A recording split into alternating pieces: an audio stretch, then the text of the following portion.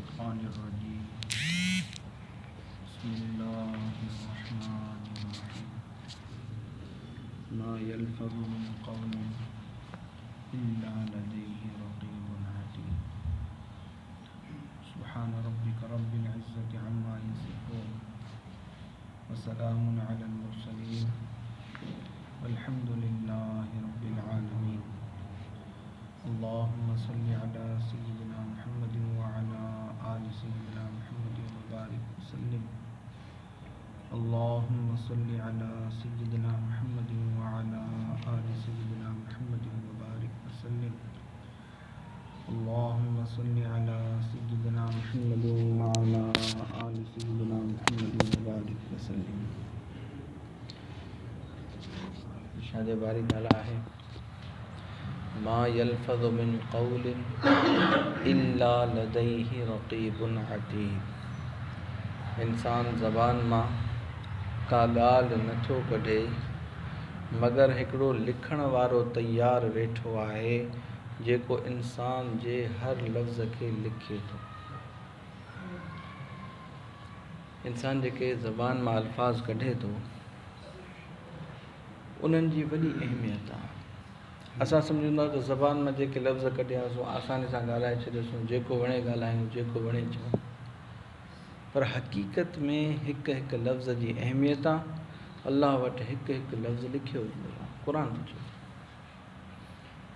ज़बान जे अल्फाज़ जी अहमियत जो अंदाज़ो इन ॻाल्हि मां लॻाए सघिजे थो जो 100 सालनि जो काफ़िर हुजे हिकिड़ो दफ़ो चवे ला इलाहा इल्लल्लाह मुहम्मदुर रसूलुल्लाह 100 सालनि जा गुनाह हुन जा माफ़ थिए। जेको हमेशह जहन्नम में रहण वारो उहो जन्नत में वञण वारो। हिकिड़ी औरत आहे नामुहरम आहे, अजनबी आहे, निकाह जे मौक़े ते हिकिड़ो दफ़ो चयोसीं क़बूल आहे। हिकिड़े लफ़्ज़ जे करे उहा अजनबी नामुहरम औरत पंहिंजी ज़ाल थी वई, ज़िंदगी भर जी साथी। लफ़्ज़ जी केॾी अहमियत आहे। अल्लाह बचाए जेकर पंहिंजी ज़ाल खे हिकिड़ो दफ़ो तलाक जो लफ़्ज़ चई छॾियईं त उहो उन लफ़्ज़ जे करे पंहिंजी ज़ाल अजनबी थी। असां सम्झंदा ज़बान जा अल्फाज़ हिकु मामूली शइ आहे, पर दर हक़ीक़त इन्हनि अल्फाज़नि जी वॾी अहमियत आहे। इंसान सभ खां वधीक जेके गुनाह कंदो आहे न, आम तौर ते ज़बान में कंदो आहे। बुज़ुर्गनि जो मक़ूलो आहे जिर्मुहु सग़ीर व जुर्मुहु कबीर। ज़बान जो जिस्म त नंढड़ो आहे पर उन जा जुर्म वॾा वॾा। हज़रत अबू बकर सिद्दीक़ रज़ी अल्लाह ताला अन्हु ज़बान खे पकड़े करे फरमाईंदा हुआ त तुंहिंजे करे अक्सर माण्हू जहन्नम में वेंदा। इन ज़बान मां इंसान अहिड़ा अहिड़ा गुनाह कंदो आहे जंहिंजे बारे में वईदूं जेकर ॿुधजनि क़ुर हदीस में इंसान जो अकुल हैरान थो। हिन ज़बान मां असां ग़ीबत कयूं, हिन ज़बान मां कूड़ ॻाल्हायूं, हिन ज़बान मां फ़ुहुश गुफ़्तगू, हिन ज़बान सां असां रिश्तेदारनि सां ताल्लुक़ तोड़ियो। इहे सभु वॾा वॾा गुनाह। ग़ीबत जे बारे नबी अलैहिस्सलातु वस्सलाम ने फरमायो अल ग़ीबतु अशद्दु मिनज़ ज़िना। ग़ीबत ज़िना खां वॾो गुनाह आहे। थी सघे असां मां को असां जेको आहे हुनखे सुबुह ऐं शाम कंदा हुजूं, ॾींहं में 5-5 दफ़ा 8-8 दफ़ा कंदा हुजूं। सोचो को माण्हू ॾींहं में 5 दफ़ा ज़िना कंदो हुजे त हुनखे असां केॾो बदकार सम्झंदासीं, केॾो गुनाहगार सम्झंदासीं। पर असां ग़ीबत था कयूं, पंहिंजे पाण खे गुनाहगार सम्झूं। हालांकि ज़िना खां वॾो गुनाह आहे। ग़ीबत छा आहे? साहबा इकराम पुछा कई साईं ग़ीबत छा आहे? हुज़ूर सल्लल्लाहु अलैहि वसल्लम जिन फरमायो त पंहिंजे भाउ जो पर पुट तूं अहिड़ो तज़किरो करीं जो उहा ॻाल्हि मुंहं ते करी आहे त हुनखे बुरी लॻे। साहबा इकराम अर्ज़ु कयो त साईं उन में उहा ॻाल्हि मौजूदु हुजे। हुज़ूर सल्लल्लाहु अलैहि वसल्लम जिन फरमायो मौजूदु हुजे तॾहिं त ग़ीबत आहे, जेकर मौजूदु न आहे पोइ त बोहतान आहे, पोइ त इल्ज़ाम तोहमत आहे। अॼुकल्ह असांजो हाल छा आहे? ऐं मां मज़े जी ॻाल्हि ॿुधो, ग़ीबत करण बि गुनाह आहे, ग़ीबत जो ॿुधण बि गुनाह। ऐं ग़ीबत हुकूकुल्लाह मंझां न आहे, हुकूकुल इबाद मंझां आहे। ग़ीबत जो गुनाह तेसि ताईं माफ़ न थींदो जेसि ताईं जंहिंजी गिला कई आहे, जंहिंजी ग़ीबत कई आहे, उन खां माफ़ी न घुरिजे। ऐं असांजो हाल छा आहे, जेकर केरु ग़ीबत कंदो उनखे झलींदासीं, बाबा ग़ीबत न कर, चवंदो कहिड़ो कूड़ थो ॻाल्हाए, सच त चवां। नबी साईं फरमाया सच ॻाल्हायो तॾहिं गिला हुआ, कूड़ ॻाल्हायो त बहतान आहे। सच ॻाल्हाइण में ई त ग़ीबत थींदी आहे, तव्हां असां हुनखे ग़ीबत सम्झो ई कोन्हे। या वरी चवंदो मां मुंहं ते चवांसि, भला ॿुधायो मुंहं ते चवंदो हुनखे भलो लॻंदो बुरो लॻंदो? बुरो लॻंदो त नबी अलैहि सलातो वसलाम जन फरमायो त जेका ॻाल्हि हुनजे मुंहं ते बुरी लॻे पर पुटु गिला आहे। असां गिला कंदा आहियूं, मञींदा आहियूं। जेको गिला करे उनखे मना करणु खपे, गिला न कर, छो त ॿुधण वारो करण वारे जो शरीक आहे। ॿई गुनाह आहिनि। इहो छा सां कंदा आहियूं? एॾो वॾो ज़िना खां बदतर गुनाह ज़बान सां। हिन ज़बान सां असां जेको आहे फ़ौज गुफ़्तगू कंदा आहियूं, दोस्तनि में वेहंदासीं, अहिड़ा चर्चा, अहिड़ियूं ॻाल्हियूं जेके हदीस पाक में आहे, नबी अलैहि सलातो वसलाम ने इरशाद फरमायो, जेको ज़बान मां फ़ौज गुफ़्तगू कंदो आहे अल्लाह जी नज़र में किरी पवंदो। हिकिड़ो नौजवान ज़बान मां फ़ौज गुफ़्तगू करे रहियो, हिकिड़ो बुज़ुर्ग उतां गुज़रियो, चवईंसि ए नौजवान तूं अल्लाह वटि कहिड़ो ख़त थो मोकिली? उहो हैरान थी वियो त मां न, मूं वटि पेन बि कोन्हे, कलम बि कोन्हे, मां ख़त कहिड़ो मोकिलियो आहे? त हुन बुज़ुर्ग इहा ई आयत तिलावत फरमाई जेका मूं शुरू में तिलावत कई, मा यल्फ़ज़ु मिन क़ौलिन इल्ला लदैहि रक़ीबुन अतीद। इंसान ज़बान मां का ॻाल्हि कढे नथो मगर लिखण वारो तयारु आहे, उन जा लफ़्ज़ लिखे थो, उहो फ़रिश्तो लिखी अलाह वटि खणी वञे। तो अलाह वटि इन्हनि लफ़्ज़नि जो ख़त मोकिली पियो। अलाह, इन ज़बान सां असां रिश्तेदारियूं टोड़ींदा आहियूं। हदीस पाक में आहे त रिश्तेदारनि खे जोड़ियो, छो त रिश्तेदारी खे चइबो आहे रहिम, चवंदा आहिनि सिला रहमी, त रहिम जेको आहे रिश्तेदारी आहे। हदीस पाक में हदीस कुर्सी आहे, अल्लाह तबारक व तआला फरमाइनि हा त मां अल्लाह आहियां, मां रहमान आहियां। मां रहीम के यानी ज़ी रहम रिश्तेदारी के, रहीम के पंहिंजे नाले रहमान मां कढियो आहे। जेको रिश्तेदारी खे जोड़ींदो मां अल्लाह उन सां जोड़ींदुसि, जेको रिश्तेदारी खे टोड़ींदो मां अल्लाह उन सां रिश्तेदारी टोड़ी छॾींदुसि। अल्लाह जो तालुक़ टुटी पवंदो। मज़े जी ॻाल्हि न, नबी अलैहि सलातो वसलाम ने फरमायो लैसल वासिलु बिल मुकाफ़ी वलाकिन वासिल इज़ा क़तअ रहीम।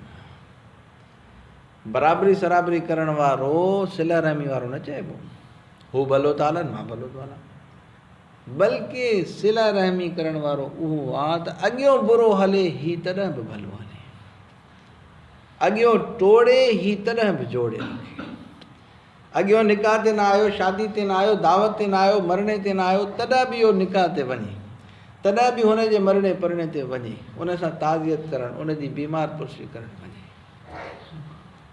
मज़ो त पोइ हले। त इहो जेको रिश्तेदारनि सां तेज़ ॻाल्हाइणु, जंहिं ॻाल्हियुनि सां असां जेको आहे रिश्तेदारी टोड़ींदा आहियूं, उहो बि जुर्म हिन ज़बान जो। हिन ज़बान सां असां कूड़ ॻाल्हाईंदा आहियूं, असां कूड़ खे मामूली गुनाह था सम्झूं, ईंदे वेंदे कूड़ ॻाल्हाईंदासीं। हालांकि क़ुरान में आहे लानतुल्लाहि अलल काज़िबीन, अल्लाह जी लानत आहे कूड़े ते। हदीस पाक में नबी अलैहि सलातो वसलाम ने फरमायो है काफ़ी तिलावत करण वारा, क़ुर पढ़ण वारा अहिड़ा आहिनि जेके क़ुर पढ़ंदा आहिनि ऐं क़ुर उन ते लानत कंदो। असां पाण पढ़ंदा आहियूं लानतुल्लाहि अलल काज़िबीन, उहा लानत असां ते थिए थी छो त असां कूड़ ॻाल्हाईंदासीं।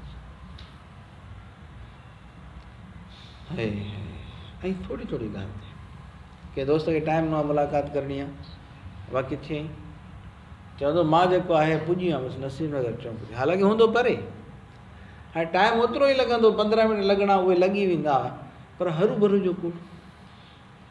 नंढो ॿार आहे, ॿारु वञण लाइ ज़िद थो करे त मां भला, मां अस्पताल थो वञां, सुई हणाइण थो वञां। अहिड़ी नंढियूं नंढियुनि ॻाल्हियुनि ते नंढनि ॿारनि सां हिकिड़ो साहिबु इहो कंहिं ॿार खे चयईं त हे ॾियां तोखे हिकिड़ी शइ ॾियां। उहो ॿारु कोन आयो। नबी अलैहिस्सलातु वस्सलाम जिन पुछा कई त तो हिनखे छा ॾियण जो इरादो कयो? हुन अर्ज़ु कयो साईं खजूर पई, मां इरादो कयो हुनखे खजूर ॾींदुसि। हुज़ूर सल्लल्लाहु अलैहि वसल्लम जिन फरमायो जेकर तुंहिंजो इरादो न हुजे हा का शइ ॾियण जो त इहो कूड़ थिए। माना इहो बि कूड़ आहे, असांखे जेको आहे ख़बर ई कान्हे। ऐं कूड़ अहिड़ो गुनाह आहे जंहिं ते अलाह जी लानत अथसि। हिकिड़ो दफ़ो साहबा इकराम हुज़ूर सल्लल्लाहु अलैहि वसल्लम जिन जे वुज़ू पिया फरमाइनि, जिस्म मुबारक तां पाणी जेको आहे किरे पियो, साहबा हुनखे खणी करे पंहिंजे जिस्म ते बरकत लाइ हणनि पिया। हुज़ूर सल्लल्लाहु अलैहि वसल्लम ओॾी में कुझु कोन चयो। जॾहिं वुज़ू मां फारिग़ थिया, पाण पुछा कई साहबा खां त तव्हां ही छो पिया कयो? साहबा अर्ज़ु कयो त अलाह ऐं अलाह जे रसूल जी मुहबत में। हुज़ूर सल्लल्लाहु अलैहि वसल्लम जिन फरमायो त जेकॾहिं तव्हां वाक़ई चओ था त अलाह ऐं अलाह जो रसूल असां सां मुहबत करे, तव्हां कूड़ ॻाल्हाइणु छॾे ॾियो। अलाह बि तव्हां सां मुहबत कंदो, अलाह जो रसूल बि मुहबत कंदो। ऐं कूड़ जेको आहे न, इंसानु ॻाल्हाईंदो आहे, कूड़ जेको आहे न बचण जे लाइ। हक़ीक़त में कूड़ बचाईंदो न आहे, कूड़ फासाईंदो। असां ख़ुतबे में इहो हदीस ॿुधंदा आहियूं, अस्सिद्क़ु युंजी वल किज़्बु युहलिक। सच बचाईंदो आहे, कूड़ फासाईंदो आहे, तबाह कंदो आहे। पहिरें नौजवान जेको आहे बचण लाइ कूड़ ॻाल्हाईंदो आहे, पोइ हिकिड़े कूड़ खे लिकाइण लाइ 10 कूड़ ॻाल्हाईंदो, उन खां पोइ कूड़ जी आदत थींदी। जंहिं महिल वालिद पुछे कूड़ ॻाल्हाए, जंहिं महिल वालिद पुछे कूड़ ॻाल्हाए, जंहिं महिल घरवारी पुछे कूड़ ॻाल्हाए। हालांकि कूड़ फासाइण वारो सच बचाइण वारो। इंडिया में हिकिड़ो शहर आहे कांधला। उन शहर में जेको आहे हिकिड़े प्लाट ते झेड़ो थियो। हीअ पाकिस्तान ठहण खां पहिरियों जी ॻाल्हि आहे। उन में प्लाट ते झेड़ो थियो हिंदुनि जो ऐं मुस्लमाननि जो। हिंदू चयो त मुंहिंजो प्लाट आहे, मुस्लमान चयो मुंहिंजो प्लाट आहे। हिंदू मुस्लमान आम्हूं साम्हूं थी विया। कोर्ट में फ़ैसिलो इहो, जज अंग्रेज़। हाणे हिंदुनि जेको आहे चयो जेकॾहिं असां केस खटियोसीं त असां हिन प्लाट ते मंदरु ठाहींदासीं। मुस्लमाननि जोश में अची चयो त जेकॾहिं असां केस खटियोसीं त असां हिन प्लाट ते मस्जिद ठाहींदासीं। ऐं जज थोरो परेशान थियो त मज़हब जो मामिलो आयो आहे, जहिड़ो थींदो। जज शुनवाई मुलतवी करे छॾी। हुन पुछा ॻाछा कई त को अहिड़ो माण्हू हुजे जेको एतमाद वारो हुजे, जंहिं ते ॿई धुरूं राज़ी थी वञनि, उहो फ़ैसिलो करे। चुनाचे जज जेको आहे हिंदुनि खां पुछा कई। हिंदुनि चयो त हिते कांधला शहर में हज़रत मुफ़्ती इलाही बख़्श कांधलवी, अलाह वारा आहिनि बुज़ुर्ग, उहे अहिड़ा माण्हू आहिनि जंहिं ते हिंदुनि जो बि एतमाद आहे। हुन चयो ॾाढो भलो, हिंदुनि जो जॾहिं मुस्लमान ते एतमाद आहे त मुस्लमान जो त वधीक एतमाद हूंदो। मुस्लमाननि खां हिंदुनि खां ॿिन्ही धुरुनि खां पुछी करे जज चयो त ठीकु आहे, तव्हांजो फ़ैसिलो मुफ़्ती इलाही बख़्श कांधलवी कंदो। कोर्ट में मुफ़्ती साहब खे जज चयो त मां तव्हां खां को दलील कोन घुरंदुसि, को शाहिद कोन घुरंदुसि। तव्हां वञो पंहिंजे तौर ते तहक़ीक़ कयो। तव्हांजे ज़हन में जेको अची करे तव्हां फ़ैसिलो ॿुधायो, उन ते मां दस्तख़त करे छॾींदुसि। ॿई धुरूं राज़ी आहिनि। चुनाचे मुफ़्ती साहब तहक़ीक़ कई। तहक़ीक़ करे शुनवाई जे ॾींहुं कोर्ट में आया। जज साहब पुछा कई त मुफ़्ती साहब तव्हांजो फ़ैसिलो छा आहे? मुफ़्ती साहब फरमायो त मुंहिंजी तहक़ीक़ जे मुताबिक़ हीउ प्लाट हिंदुनि जो आहे। जज साहब चयो त मुफ़्ती साहब तव्हांखे ख़बर आहे तव्हां छा था चओ? जेकॾहिं हिंदुनि खे प्लाट मिली वियो त हिंदू मंदरु ठाहींदा हिन प्लाट ते। मुफ़्ती साहब चयो प्लाट उन्हनि जो आहे, हू मंदरु ठाहिनि या छा बि ठाहिनि, उन्हनि जी मर्ज़ी आहे। इहो फ़ैसिलो ॿुधी करे जज जी के लफ़्ज़ थिया ॿुधण जहिड़ा। जज चयो अॼोको मुक़दमो मुस्लमान हारजी विया पर इस्लाम खटे वियो। सच ॻाल्हायो, सच जे करे इस्लाम खटे वियो। हिंदुनि जॾहिं ॿुधा इहो फ़ैसिलो ॿुधो, जज जा इहे लफ़्ज़ ॿुधा, हिंदुनि चयो जज साहब असां बि हिकिड़ी ॻाल्हि चवणु था चाहियूं। जज साहब चयो तव्हां कहिड़ी ॻाल्हि चवणु था चाहियो? हिंदुनि चयो त मुफ़्ती साहब जी सचाई जे करे असां सभु हिंदू मुस्लमान था थियूं ऐं इन प्लाट ते मुस्लमाननि सां मिली करे मस्जिद ठाराईंदासीं। अस्सिद्क़ु युंजी वल किज़्बु युहलिक। सच खटाईंदो आहे, झूठ कूड़ जेको आहे न उहो फासाईंदो आहे। है वो मुअज़्ज़ज़ थे ज़माने में मुसलमान होकर, वो मुअज़्ज़ज़ थे ज़माने में मुसलमान होकर, हम ख्वार हुए हैं ज़माने में तारिके क़ुरान होकर। क़ुरान खे छॾे असां ख्वार थी वियासीं। मुसलमाननि खे अॼुकल्ह कहिड़ी नज़र सां ॾिठो थो वञे। दुनिया में जेको आहे इस्लाम असांखे ईमानदारी सेखारे थो। हिकिड़ी जेको आहे इदारो आहे ट्रांसपेरेंसी, उहो इन ॻाल्हि ते तहक़ीक़ कंदो आहे त केतिरनि मुल्कनि में करप्शन आहे, कहिड़नि में वधीक आहे, कहिड़नि में घटि आहे। हुन 10 अहिड़नि मुल्कनि जी लिस्ट ठाही जिन में सभ खां घटि करप्शन, उन में हिकिड़ो बि मुस्लमान मुल्क न आहे, ऐं 10 मुल्क अहिड़ा जंहिंमें सभ खां वधीक करप्शन आहे, उन मां 6 मुल्क मुस्लमान। अॼुकल्ह असां जेको आहे, जेको असांखे करणु खपे हा हू करे, हू अॻिते तरक़ी करे विया, ऐं असां पोइ करे इस्लाम असां वटि मंशूर, असां वटि हर शइ असां वटि, पर असां जेको आहे इस्लाम खे छॾे पहुचे। सच जे बारे में हिकिड़ो ॿियो वाक़ियो ज़हन में अचे थो, ॿुधाए करे मां पंहिंजी ॻाल्हि पूरी कंदुसि। हज़रत उमर फारूक रज़ी अल्लाह ताला जे दौर में हिकिड़ो ईरानी शहज़ादो जंहिं मुसलमाननि खे ॾाढो नुक़सानु पहुचायो, उहो गिरफ़्तार थियो वॾी मुश्किलुनि सां। हाणे जेको आहे उमर रज़ी अल्लाह ताला जेको आहे फ़ैसिलो कयो त हिन जो सर क़लम कयो वञे, इन इस्लाम ऐं मुसलमान खे ॾाढो नुक़सानु पहुचायो। त पुछा कयो तुंहिंजी का आख़िरी ख़्वाहिश? चवणु लॻो हिकिड़ो गिलास पाणी पीअंदुसि। पाणी हथ में खईं, हथ ॾकनिसि पिया, जलाद तलवार खणी बीठो आहे। हज़रत उमर रज़ी अल्लाह ताला चयो त ॾकी छो तूं?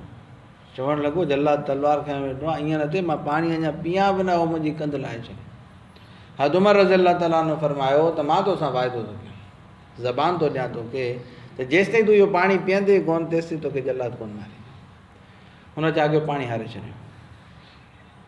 तव्हां ज़बान ॾिनी जेसिताईं मां पाणी न पीअंदुसि तेसिताईं मूंखे मारींदो कोन, हाणे मारे छॾियो, पाणी पीतो ई कोन, मूंखे मारणो आहे कोन। तव्हां साहबा इकराम चयो त साईं बहाना थो करे, हिन इस्लाम खे नुक़सानु पहुचायो आहे, मुस्लमान खे नुक़सानु पहुचायो, मारायोसि। हज़रत उमर रज़ी अल्लाह ताला चयो त न, त ज़बान ॾिनी आहे, ऐं इस्लाम असांखे सेखारे थो त सच जो साथ ॾियणो आहे, कूड़ खे छॾिणो आहे, हिन खे छॾे ॾियो, आज़ादु करे छॾियो। सिर्फ़ु ज़बान जे करे, हिकिड़ी ॻाल्हि जे करे उन शहज़ादे खे जंहिंखे मुश्किलुनि सां पकड़ियो हज़रत उमर सां आज़ादु करे वियो। वञी करे गुसल करे आयो, गुसल करे हज़रत उमर जी ख़िदमत में आयो ऐं चयो साईं मूंखे कलमो पढ़ी मुस्लमान करायो, तव्हांजे सच जे करे मां अॼु मुस्लमान थो थियां। मां ॿुधो हो त मुस्लमान कूड़ कोन ॻाल्हाईंदा आहिनि, वाक़ई मुस्लमान कूड़ कोन ॻाल्हाईंदा आहिनि। अॼुकल्ह असांजो हाल उन्हनि खे ॾिसी माण्हू इस्लाम में दाख़िल थींदा, असांजा हाल ॾिसी माण्हू इस्लाम मां निकिरनि पिया। अल्लाह सां खां दुआ आहे, अल्लाह सां सम्झण ऐं अमल करण जी तौफ़ीक़ अता फ़रमाए। व आख़िरु दावाना अल्हम्दुलिल्लाहि रब्बिल आलमीन। सुब्हान रब्बियल आला वहाब। अल्लाहुम्मा सल्लि अला सय्यिदिना मुहम्मदिन व अला आलि सय्यिदिना मुहम्मदिन व बारिक व सल्लिम। रब्बना ज़लमना अनफुसना व इल्लम तग़फिर लना व तरहमना लनकूनन्न मिनल ख़ासिरीन। ए अल्लाह तुंहिंजा आजिज़ मिस्कीन गुनाहगार बंदा आहियूं, अल्लाह से असांजे गुनाहनि खे माफ़ फरमा। या अल्लाह ग़लतियुनि खे दरगुज़र फरमा। या अल्लाह ऐबनि ते पर्दो विझण फरमा। या अल्लाह असांखे सही मुस्लमान बणा। या अल्लाह असांजी ज़बान खे सही, असांखे ज़बान सही इस्तेमालु करण जी तौफ़ीक़ अता फरमा। या अल्लाह कूड़ खां बचाइण फरमा। या अल्लाह ग़ीबत खां बचाइण फरमा। या अल्लाह फ़हश गुफ़्तगू खां बचाइण फरमा। या अल्लाह असांजे हाल ते रहम फरमा। या अल्लाह गुनाहगार आहियूं, ख़ताकार आहियूं, पर तुंहिंजी रहमत जा उम्मीदवार आहियूं। या अल्लाह असांखे असांजी उम्मीद में मायूस न करण फरमा। या अल्लाह असांजे हाल ते रहम फरमा।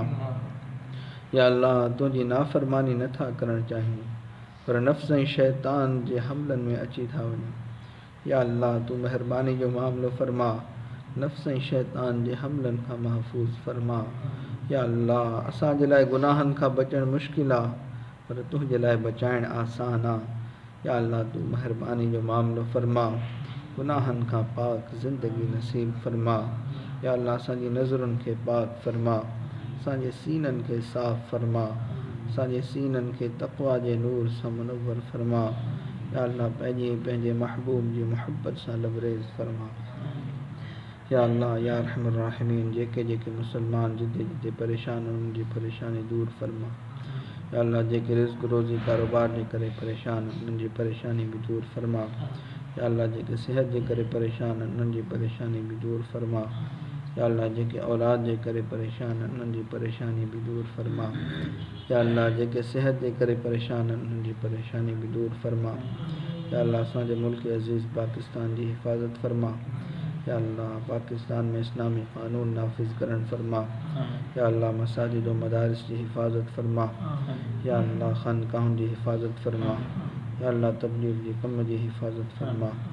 या अल्लाह जिते बि जंहिं सूरत में दीन जो कमु थी रहियो आहे, या अल्लाह उन्हनि जी हिफ़ाज़त फरमा, उन्हनि सां पंहिंजी मदद शामिल हाल फरमा। या अल्लाह असांजा वॾा, असांजा वालिदैन, असांजा उस्ताद, असांजा मशाइख़, असांजा मिट माइट दोस्त अहबाब जेके बि हिन दुनिया मां फ़ौत थी विया आहिनि, जेके हयात आहिनि, या अल्लाह सभिनी जी मग़फ़िरत फरमा, सभिनी खे जन्नत में आला मक़ाम अता फरमा। या अल्लाह असांखे बार बार पंहिंजे घर जो दीदार नसीब फरमा, पंहिंजे प्यारे महबूब जे रोज़े मुबारक जी हाज़िरी नसीब फरमा।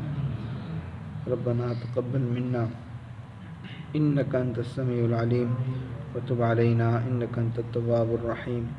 व सल्लल्लाहु तआला अला हबीबिही सय्यिदिना मुहम्मदिन व अला आलिहि व अस्हाबिहि अजमईन बिरहमतिका या अरहम।